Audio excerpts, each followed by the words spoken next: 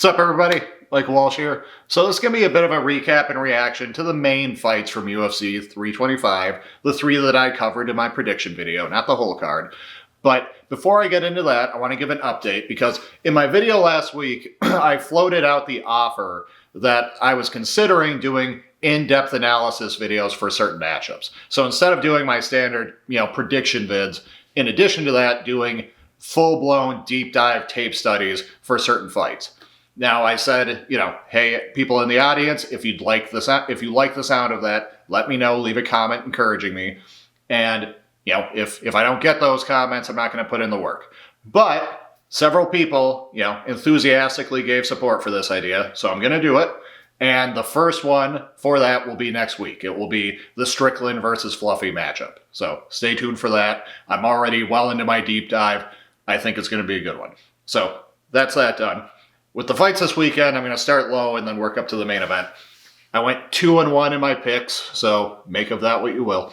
But with Fiziev versus Fluffy, excuse me, I'm almost shivering. It's fucking cold in here. I had to refilm this video because the audio got messed up on the first one, and I'm kind of short on time. I got to get to school, and I already turned the heater off, so it's fucking cold in here. But bear with me. Fluffy versus, or not Fluffy, Hoofy versus Fiziev. This kind of went the way I thought it would. I predicted Huffy to win by knockout, and Fiziev had a decent game plan. The pressuring was good. A guy like Hoofy, he needs distance to feel comfortable. Not just because he likes long-range attacks, but because he likes to move, he likes to flow, he likes to feel himself. He doesn't want to feel like he's forced to move in a certain direction. He wants freedom, okay? So getting inside his preferred striking range and backing his ass up, very smart idea. However, Fiziev, his defense, never been his strongest suit. His chin is not bad, but it's not as good as you would like it to be if you're going to be a striker at lightweight.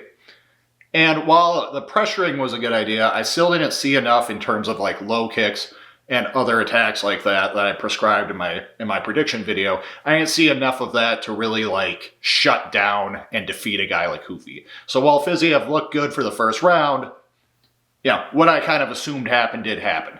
Hoofy finally got comfortable, finally kind of found the right shots, got his range and everything, and knocked him out. So that is what it is. Moving on to the co-main event, this was kind of looking like the fight I thought it would be. Hooker was having success. It was competitive, but I personally thought there were moments where it appeared, just body language-wise and in terms of his expression, like there were moments where it looked to me like Benoit Saint Denis was starting to think like, fuck, this guy ain't going away. Like this isn't kind of going the way I needed to. And I was kind of expecting the tide to turn such that Hooker was going to get a late finish in the third or win the decision. However, what ultimately happened was Hooker went for a takedown, didn't get it. Benoit got on top and beat the fuck out of him and finished him. Now, I'm not going to blame the loss just on that. To me, that's unfair. Because you should be able to go for a takedown on your opponent and fail and not have it be the end of the world. Okay? That should be expected. Now, it reminds me of when Chris Weidman lost to Luke Rockhold, because Chris Weidman went for a spinning kick after, a few rounds of a good back-and-forth competitive fight where Weidman was doing well, but he went for that kick, this ill-advised random kick out of nowhere. Rockhold got his back, got him down, beat the fuck out of him, and won. So, you had people blaming the loss on that kick and saying, oh, if only he didn't throw that kick. And it's like, yeah, the kick was an unforced error, just like the takedown attempt from Hooker was an unforced error. However, you should be able to throw a goddamn kick without, if you throw a kick and your opponent gets your back and gets on top, that shouldn't be the end of the world under ordinary circumstances. That should be a risk, that's not unthinkable. That shouldn't just be like an, oh my God, what was he thinking kind of moment. And the fact that it was speaks to the skill and the ability of Luke Rockhold in the top position. And likewise, it speaks to the skill and to the ability of Benoit Saint Denis in the top position. So, while yes, the fight would have looked a little different if Hooker didn't do that, and who knows, maybe he would have won. Nevertheless, tough shit. Like, that's just how good Benoit is. You give him an opening, he's going to get on top, and his top game's fucking merciless. So that is what it is. It's a good win for him. He's on a good streak. Moving on to the main event. I thought this was actually a fairly close fight. I'm more of that camp than I am of the camp that this was like a 50-45 wipeout. Okay? Bear with me. I can feel the shivering happening. But I thought this was fairly competitive. I thought it could have been 2-2 going into the fifth. And I thought Volk did a masterful job. Don't get me wrong. I think he had the right ideas. He moved very well. He moved, laterally both directions as he needed. He was landing his jab. The feints were, working great. He was landing his low kick. He was playing the matador. He was able to herd Lopez into the power shots. And he was able to have moments where he could throw, short, but like combinations of 2 or 3 power punches and land them. And he was able to get out of there for the most part without getting clipped. Having said that, numerically the fight is, I think, closer than people are making it out to be. Lopez did land some good power shots, and he did drop him. And that speaks to how dangerous Lopez is. That punch was so quick and so tight that most of us thought it was a slip. I did at least. And that shows why Volk had to fight that way. To me, this fight is kind of similar to Merab versus Umar, where it was like people kind of immediately retconned it to be this utterly lopsided, affair.